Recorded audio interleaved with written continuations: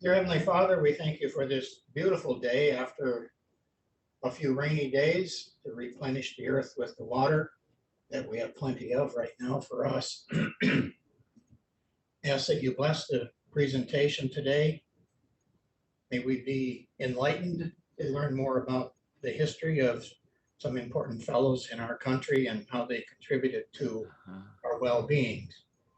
Ask that you be with our church as we go through the discernment process of seeking a new lead pastor. Ask that you be with them, and may we be blessed with the right leadership. And be with Bob and Glenn as they wind down their career here at Westminster, and we thank them for their many years of service. Be with all of us, all of those in our congregation, friends and family that are in need of your healing touch and grace and comfort. And especially, Lord, be with the world leaders as they continue to wrestle with the problems in Ukraine and some other areas of the world. That guide those and be with comfort those refugees from the horror that's taking place. Ask that you bless this day. Amen. Dave?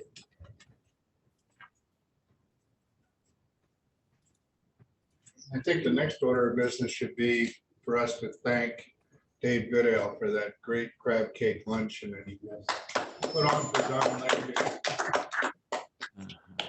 Those crab cakes were #1. Okay, today's topic. We can move it back. It must have gotten bumped here. There you go. Yeah, there we are. I think we all know about great American road trips. Many of us in our college days always dreamed about taking that adventurous drive to California. But before that, there were other American road trips. They weren't done for pleasure. I mean, when you did the Oregon Trail, it was quite a road trip, but you weren't doing it for vacation. There's 3 gentlemen who apparently invented the great American road trip, and we're privileged today for Jake Gingrich to come back and tell us all about Edison, Ford, and Firestone.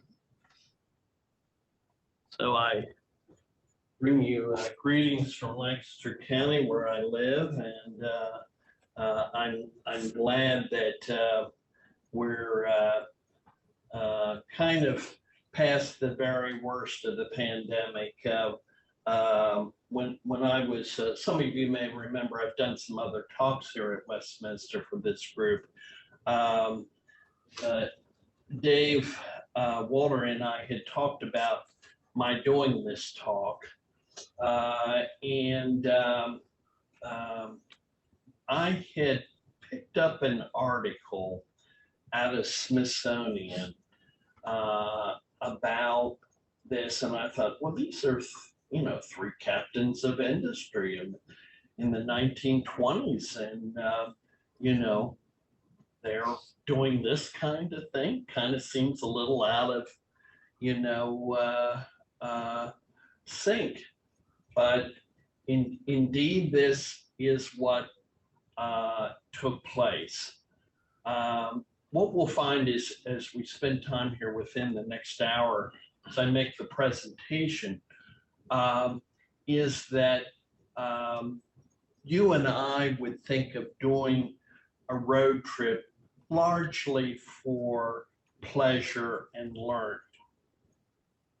That was not what Edison, Ford, and Firestone had in mind. It, in essence, was nothing more than a rolling advertisement for the things that they were associated with.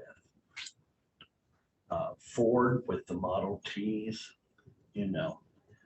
Ford believed that the Model T was a perfect size vehicle, and affordably so, that individuals could purchase one and they could take off on the roads such as they were.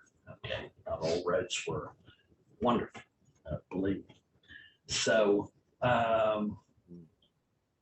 same thing with Edison and Firestone. So I will, it's important to know that the enjoyment and learning aspect that you and I might associate with a road trip that we would take really was only secondary, to them. This was very purposeful in what they did.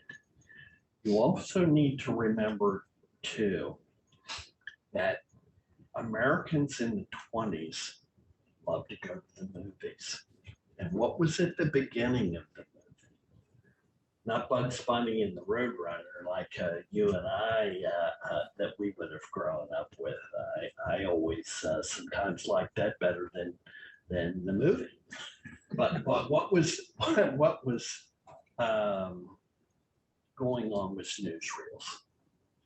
And these newsreels would contain footage of some of these road trips. So that sparked in that means, in another way of broadcasting about, here's these captains of industry and their entourage of staff, doing, these trips. So, as I mentioned, I found in doing research on this that there are a lot of magazine articles, everything from Smithsonian that I mentioned, a very good article in the Christian Science Monitor, and in other local entities like newspapers and things like that.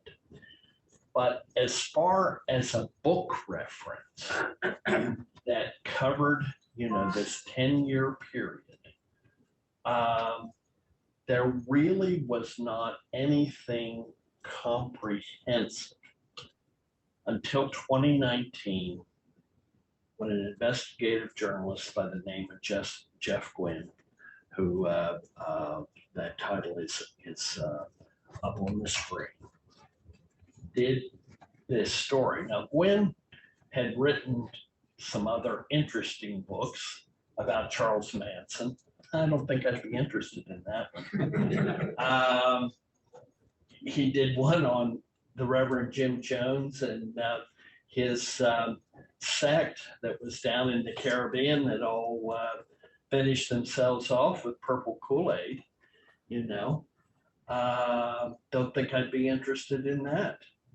He did a book on Bonnie and Clyde, the famous man and woman desperados. I don't know, So this one though, this is interesting to me, and I thought it would be very interesting, to do a presentation on. Investigative journalists tend to be extremely thorough writers. They really get deep into it.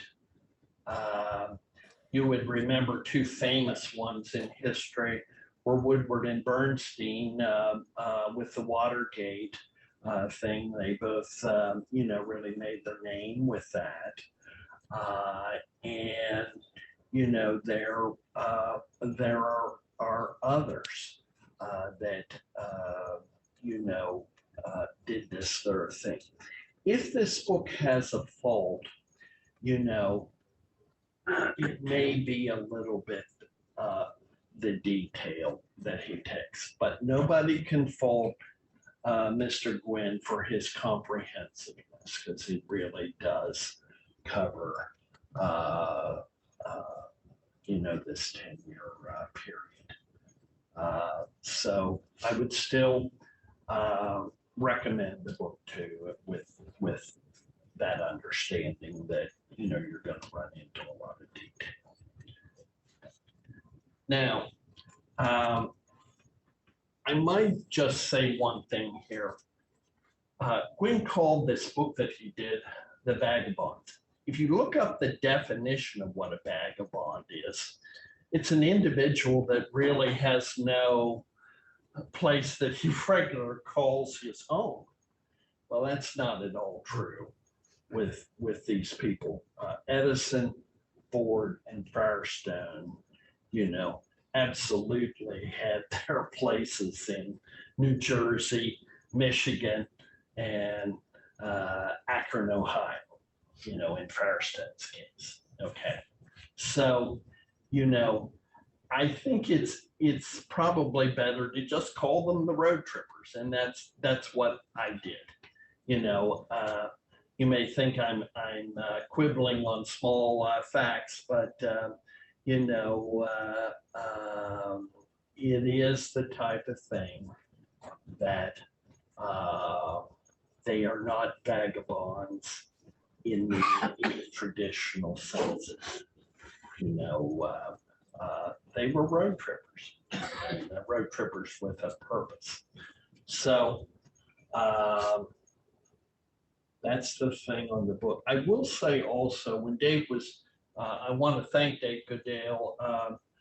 Some of you have had Dave help them when they help you when do slides. Dave has a real sense of doing this sort of thing, and under the principle that two heads are generally better than one, Dave found some things that I had not seen, and especially in something that he found in Fort Myers, Florida, that we'll see in a bit. It is, I'm very grateful for his help. Not a strength of mine. Like to find the stuff, don't like to do the tech. Now, I had Dave do kind of a collage for me. You will see in the upper left-hand corners people sitting outside. Now, who you basically have is Edison, Ford, and Harvey Firestone. But the picture that I want to focus on is the one in the middle at the top, because there's another person there that, I'd say could probably do a pretty good impression of Moses. His name is John Burroughs. John Burroughs was a well-known naturalist of the 1900 period. He was a personal friend of Henry Ford's, and later became pretty close with Edison. So he really was part for many years of the road tripping experience that these industrialists engaged in. He was kind of their guy to go and do show and tells out in the wilderness and identify things. And if you were to look him up, do a Google search on him, you would see that he was very heavily published from the extensive journals he maintained when he went anywhere in the US. And so he had the name. I believe that in essence, what happened was the first baby outing that they took, was in the year 1914.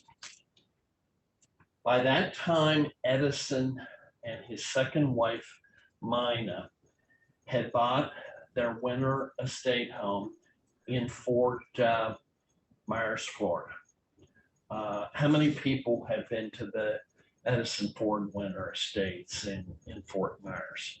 Well, it's a great place. It's well worth your own road trip, in my opinion. So anyway,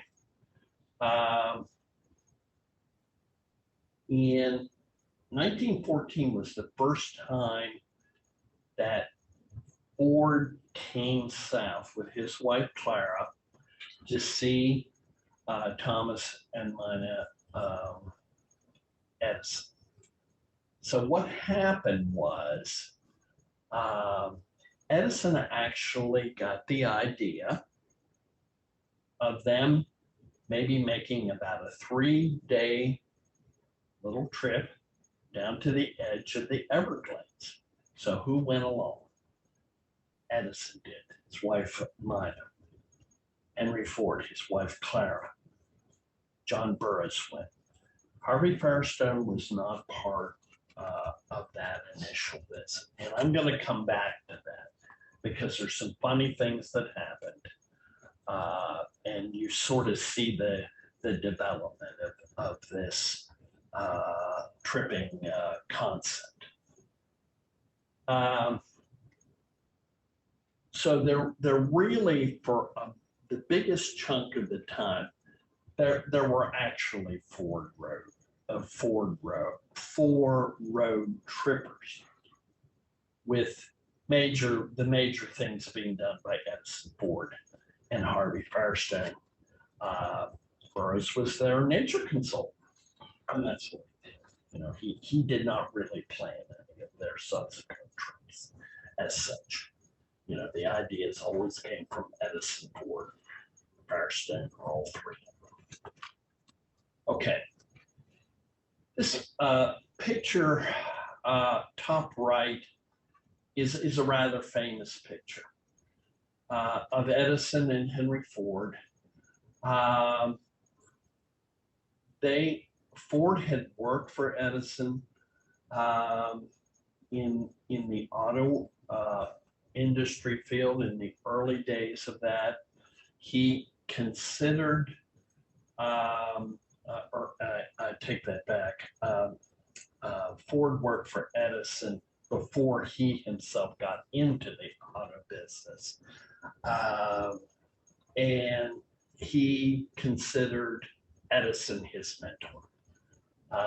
He had a great regard for Edison, and they were very close. They were the closest of the road trippers in the group.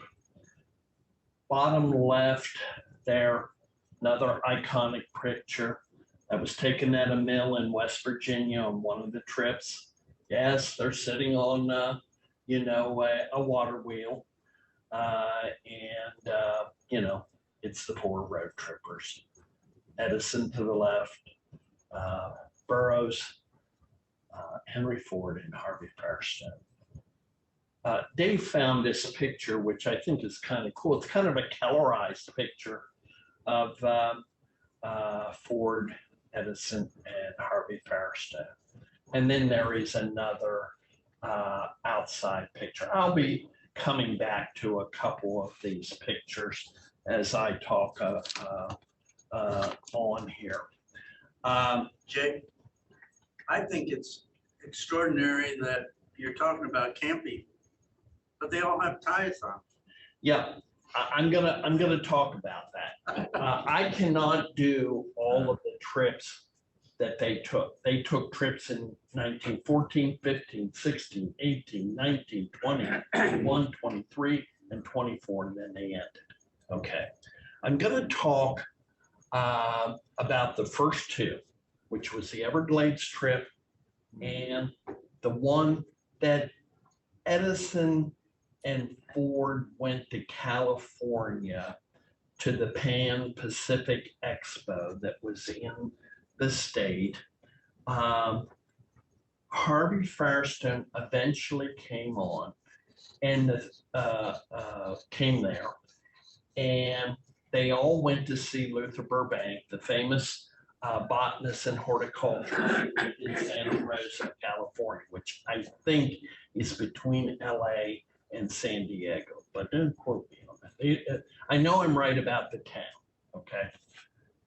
And then the other one that I'm going to cover and kind of let you see a little bit more, they're well into it, is the trip they took in 1921 They went to Maryland, Pennsylvania, and West Virginia. President Warren Harding actually came out from DC to visit them, out in Maryland. And that is near the area that I grew up in. So I know all the places that, that they went to. And what I found was, in looking at these various trips, they kind of fell into a pattern of what they did on a daily basis. So essentially, what they did do was, they would have a camping site. Usually Harvey Firestone made the logistical arrangements after they decided the route that they were going to go. So Firestone either personally or one of his secretary's aides, would contact a farmer, get a camping spot. So, we'll say, what did a typical day look like? As Dave pointed out, you and I, if we were on a road trip, we'd be in our jeans and, kind of sling along stuff. Not the case. The men dressed, so did the women. It's amazing, but they did this. Now you have to remember too that they were sleeping in tents, but these were the best darn tents that was available at the time. Firestone, in his own memoirs, Man and Rubber, said he knew when he started to get involving in that, they would have to have a diversion, to a hotel, because the women were not going to be happy day in and day out in these tents, and maybe the men weren't either.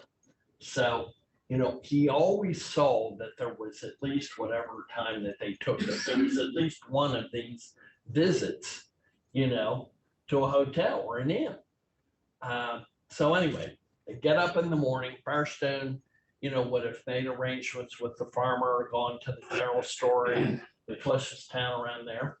He and the cooks, that they brought their own cooks, both Edison and Ford had their personal cooks along on this thing.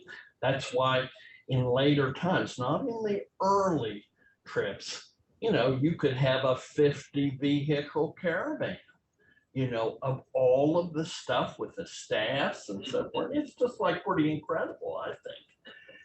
So anyway, they would tend to have a leisurely breakfast.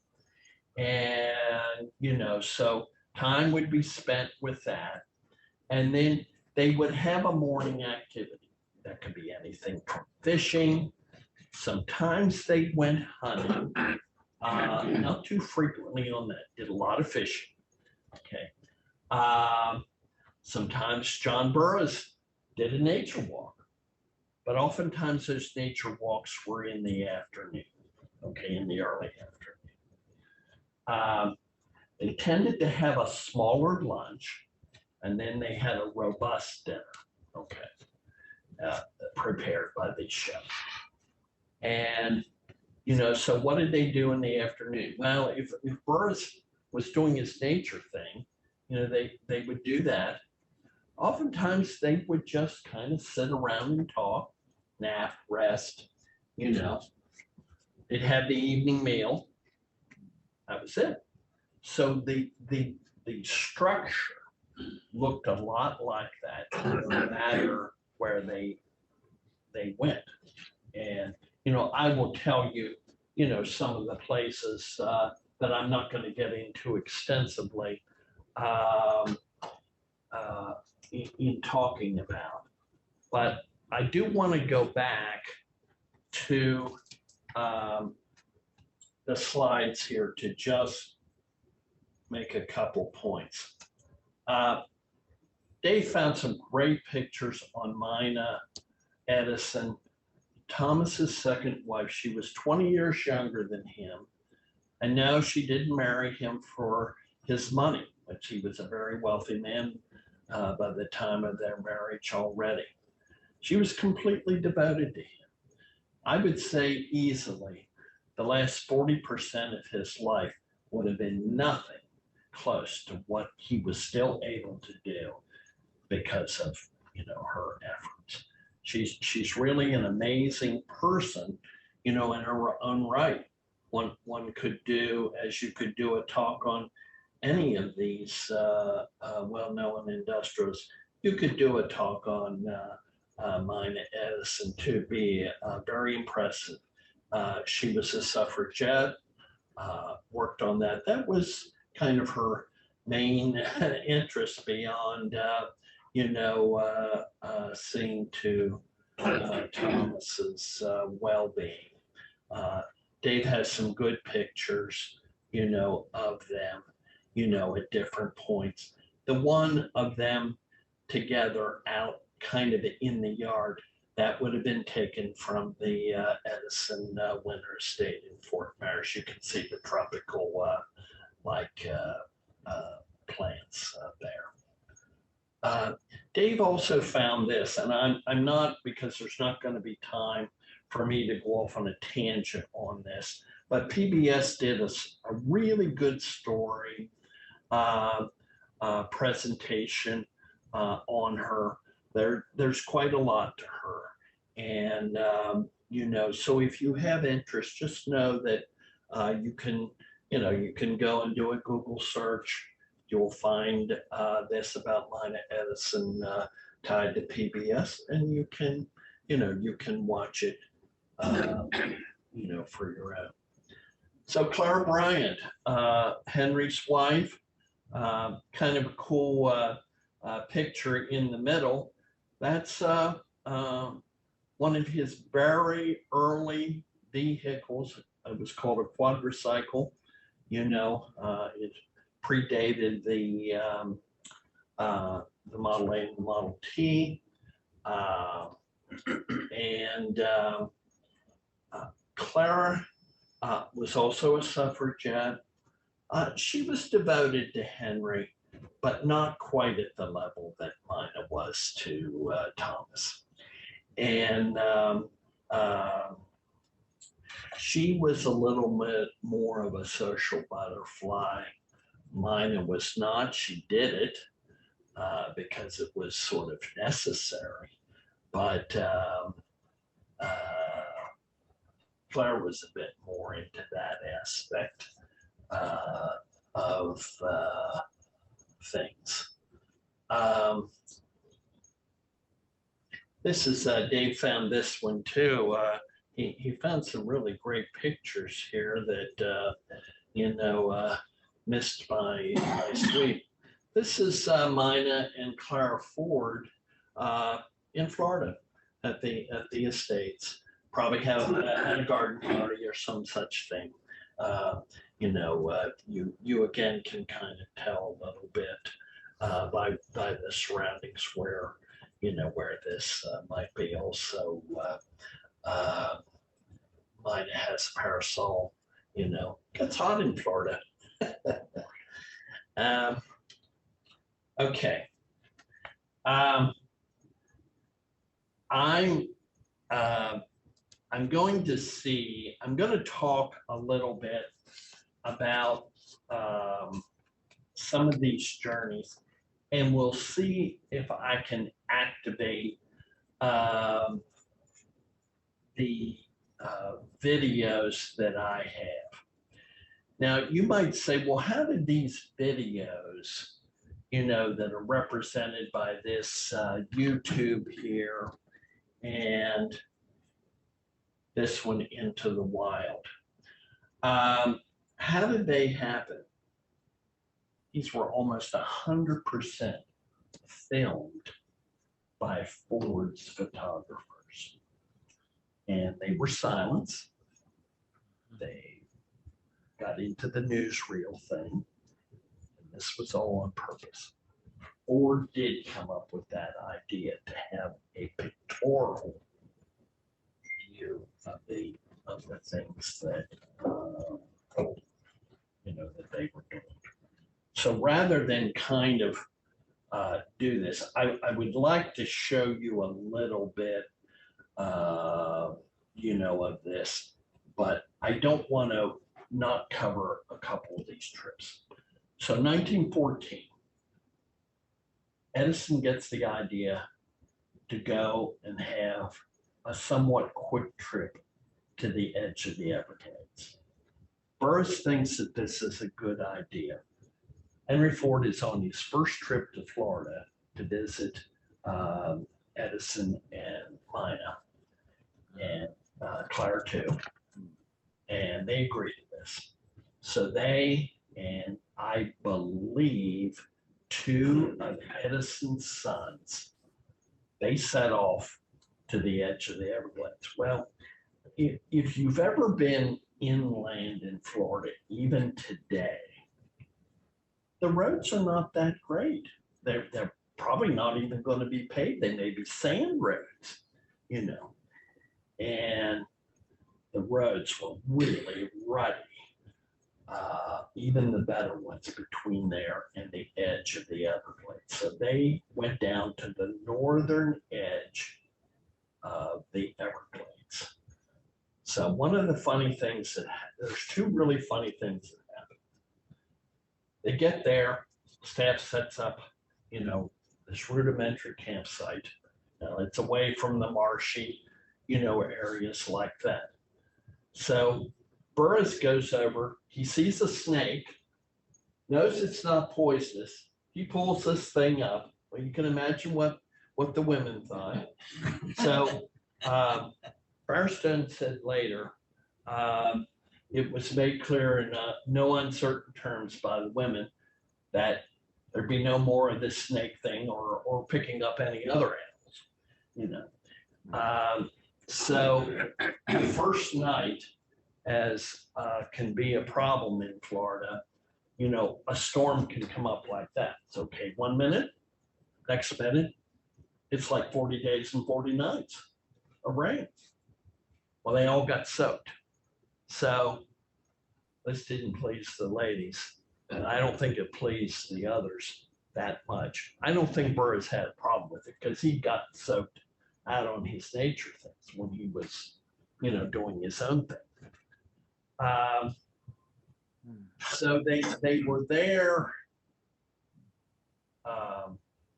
I would say like 2 days and 2 nights, a little bit in the third he came back, But Burroughs he did enough after his snake indiscretion to provide interest to them. So that's where the seed was planted in this little, very short trip. And that it was the shortest trip that they ever took. Okay.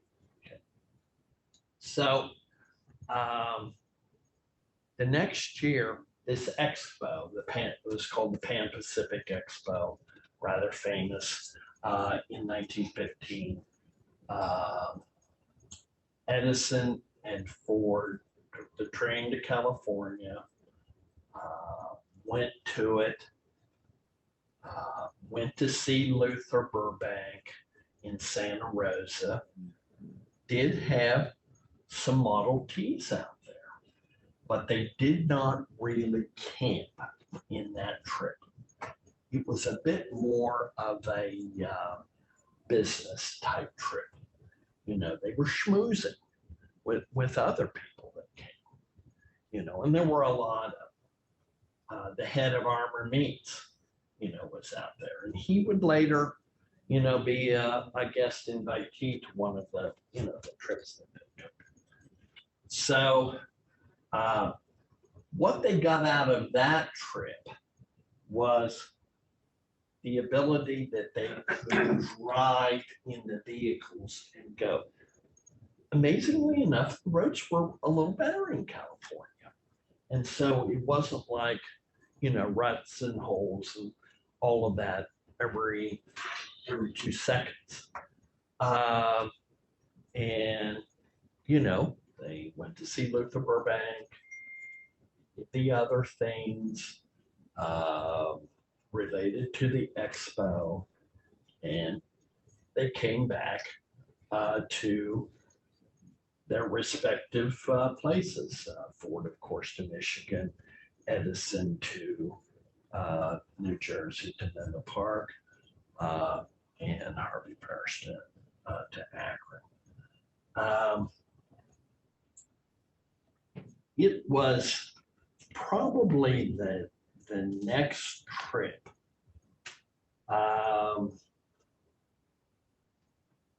Actually, there it was not the one in 1916. They did not take a trip in 1917. In 1918, they went to West Virginia, North Carolina, Tennessee, and Virginia. This was where that scenario that I told you about, you know, how the day came together when they were out road tripping on these various trips. So, you know, they have the entourage of staff. Staff sets up these tents, you know, and, you know, Firestone is making plans for additional stops on the way. You know, so it's a lot of work. You know, Firestone said in his book Men and Rubber that, you know, he knew he was going to sort of have to subordinate his own feelings and wishes to that of the others, or, you know, they would end up maybe quibbling about this and that, you know, and he was, I think, quite good at what, you know, what he did.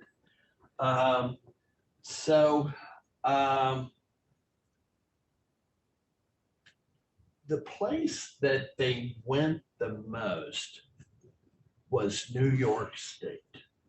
They were in the Adirondacks twice, in 1916 and 1919, and they were in the Catskills in 1920. John Burroughs lived in the Catskills. He knew New York State from top to bottom. It was really good. Some of his journals and writings that he did, he's considered to be at the top of his game, you know, on anything in New York State.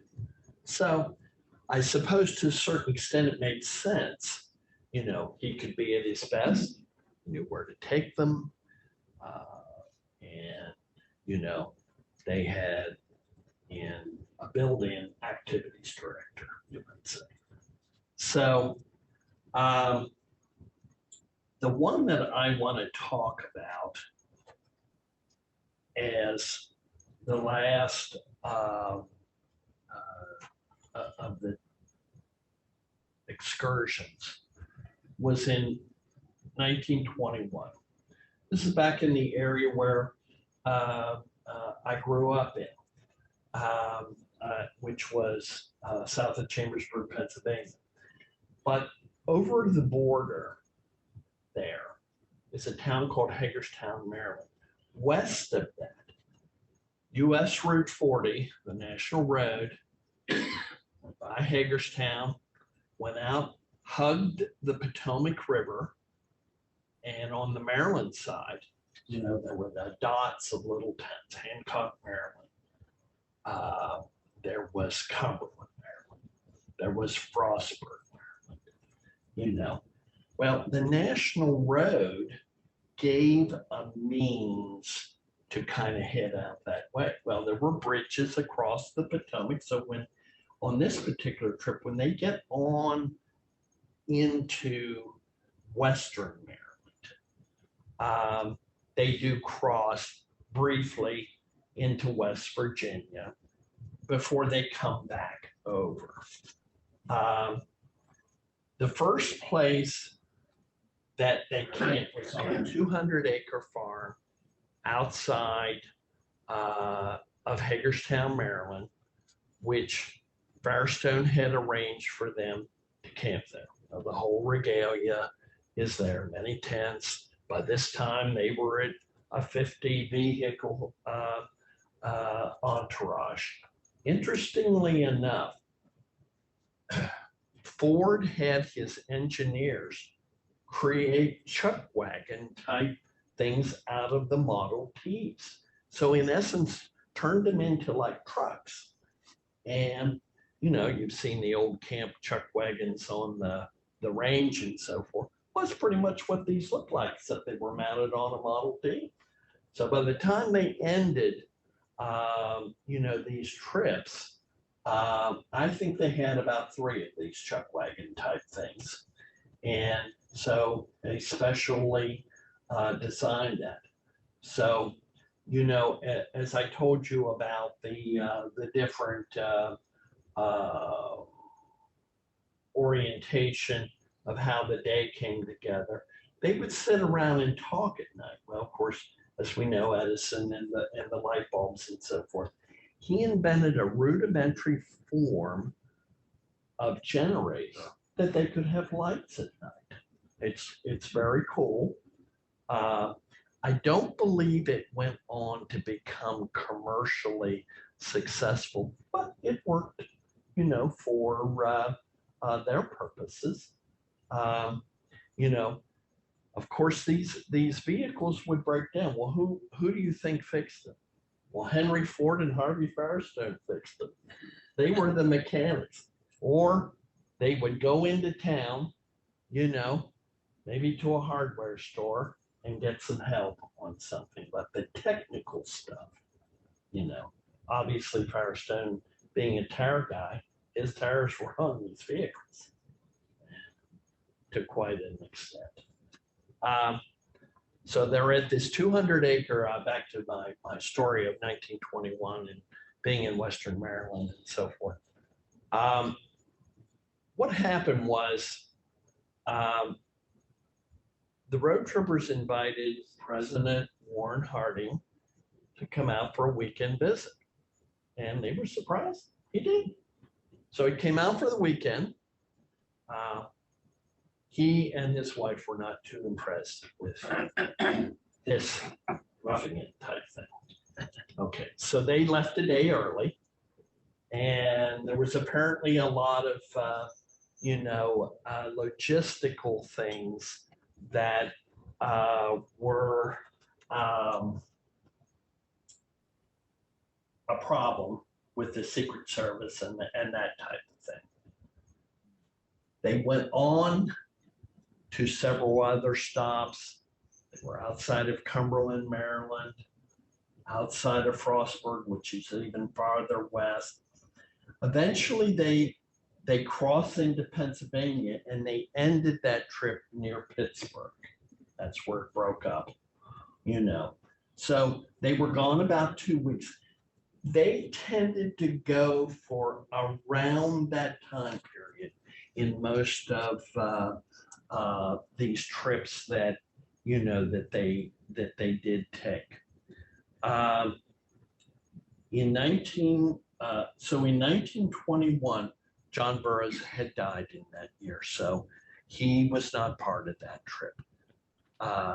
And I don't think they worried as much about the nature thing. When he was there, they were doing nature walks and things of that nature, things of that sort, I should say.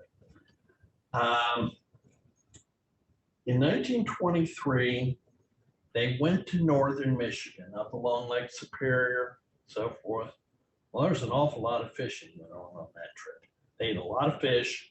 So, you know, if they fished in the morning, well, that was the meal of the day. You know, that's just how it was. If they didn't get fish, made a deal with the farmer for chickens, maybe for some beef, had too much beef, but they kind of had to get it and use it. So, you know, this was no small proposition, you know, particularly when the chefs were serving in the evening a real deal meal, you know.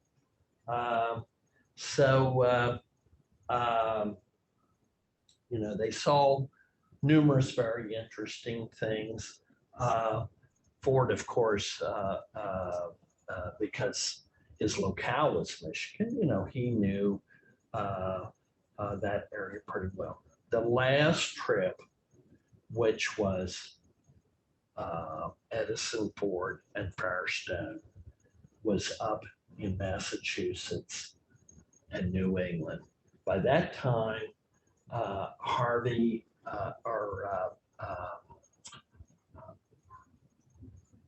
Henry Ford and his wife had bought a rather famous inn in Massachusetts called the Wayside Inn. And they actually stayed there a couple days. Again, Firestone said that it's lucky they didn't kind of go to places like this in the beginning, because the trips maybe wouldn't happen. People would say, well, yeah, it's a lot better to be at the inn than it is to sleep on cots, and that's what it was, type of thing. So anyway, by that time, Edison was not good. He really could not make those trips anymore.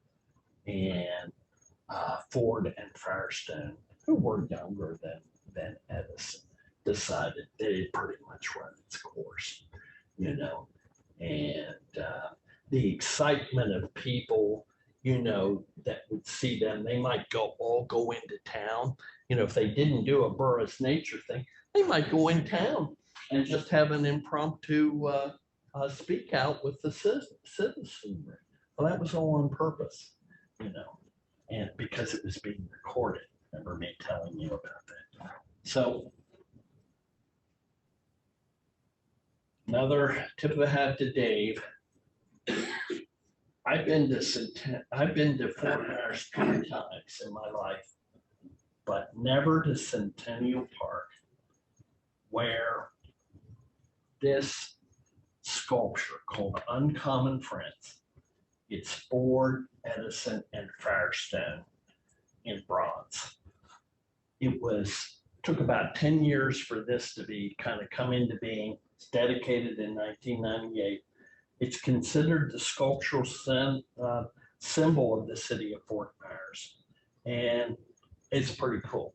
And I'm surprised, I'm very history oriented, that somehow I did not know this was there. Can't be too far, because this backs up along the river that goes along the back of the Winter Estate properties, but just missed it. But Dave didn't, so we have him to thank for that.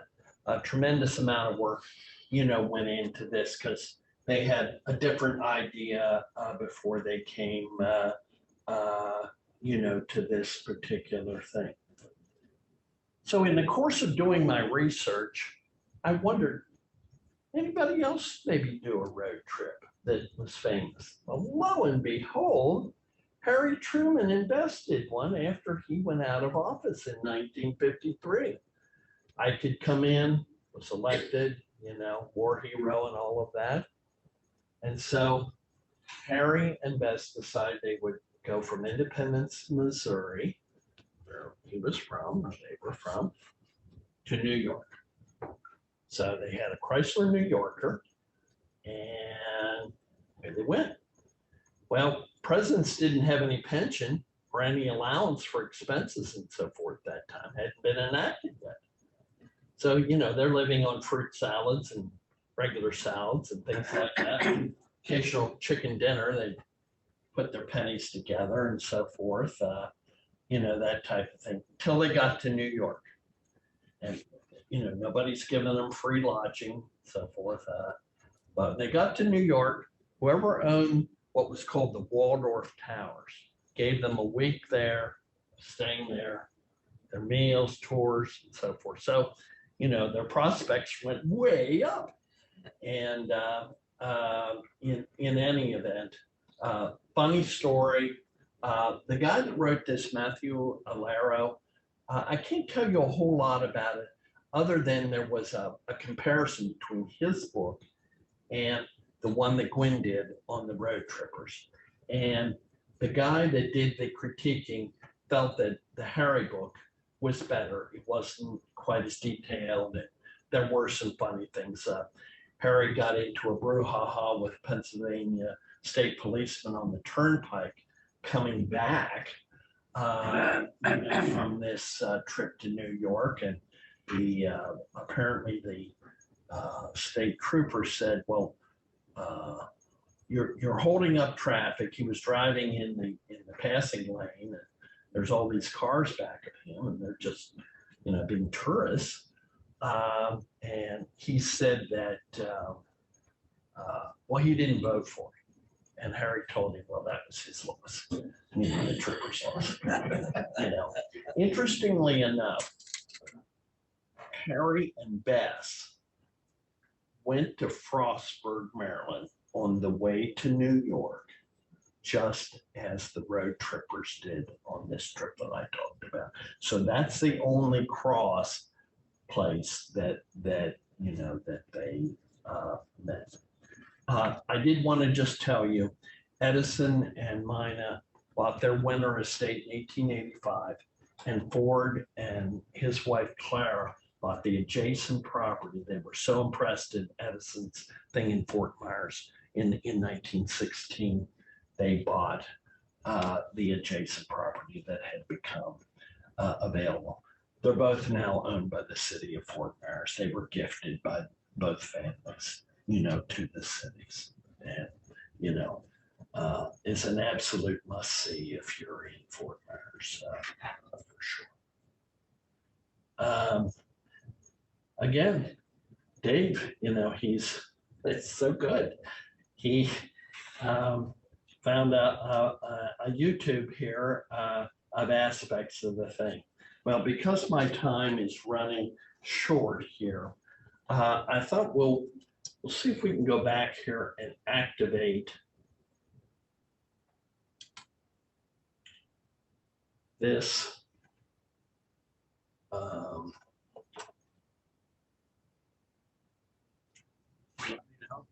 Now I'm going to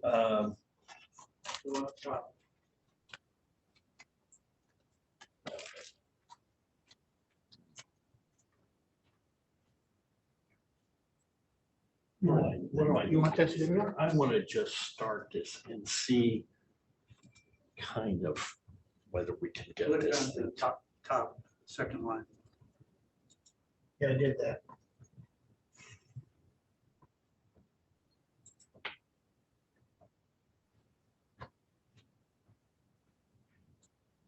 I must tell you, I had a little trouble activating this myself yesterday. Oh, okay. You got it. All right. You see how this is? I think this is totally remarkable. Wait a minute, it's not up on the screen. No, okay.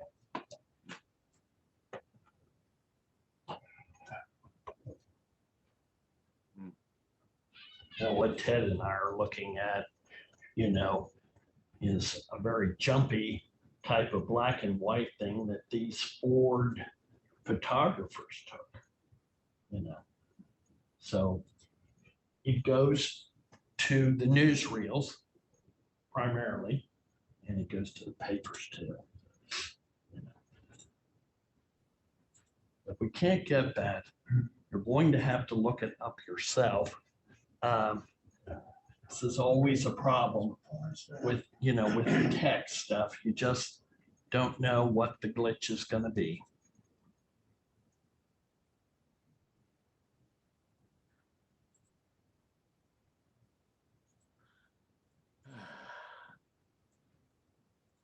No. Well, I tell you what, let's not worry about it because I really have run close on time. I commend this 8-minute one that I believe is on PBS. And then there is a longer one that is a YouTube that's called Into the Wild. Here it is. Okay. So, but I think this is really quite remarkable. There's Ford doing a little laundry, which he was not, these guys were not doing that. The staff did that. Yeah, it was down by the river, kind of thing. And there's a thing that was at a mill in West Virginia. There's John Burroughs, there's Harvey. And, so you do need to remember they had other purpose. It was a business purpose in doing this. But by doing it, it opened it up that the American public could dream to do this too, and indeed has henceforth. So it does give you a little,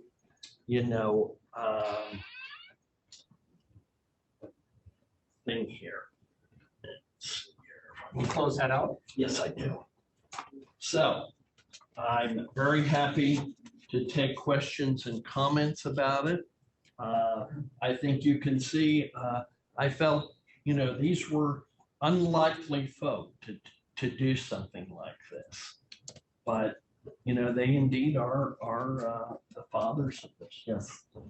I was just going to say on the Princeton University campus, we have the famous Firestone Library, Yes. and his great grandson and I were on the same college wrestling team there. Wow. There you go. Yeah. Well, these were very sharp guys. I might just comment, I know you don't like the time to run over, that Edison and Ford and Firestone in particular, they were doers. They were, there's a famous thing about Thomas Edison, people will call him a genius and that type of thing. And he says, well, you know what a genius is? He says, it's 1% inspiration and 99% perspiration. And it's funny, but certainly very, very true. Hey, I have a question.